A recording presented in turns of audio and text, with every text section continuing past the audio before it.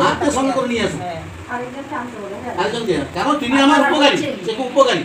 কেন রান্না বান্না করে, কাপড় চোপড় ধুয়ে দেয়, সবাইকে সেবা যত্ন করে, মাকে এই কাজগুলো করে বেশি, এই জন্য খুব উপকারী, তাকে নিয়ে আসুন। তো পরমেশ্বর পিতা ওটাই মনোনীত করে রাখছিল যে তাকে আনতে বললো।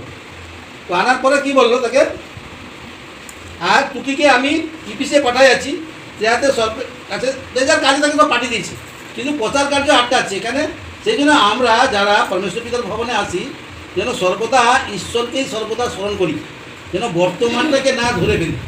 তাহলে বর্তমানটাকে ধরার ফলে কি হবে, কি করলো দিমা, কি করলো, ভবন ছেড়ে চলে গেল। তা কার ক্ষতি হলো?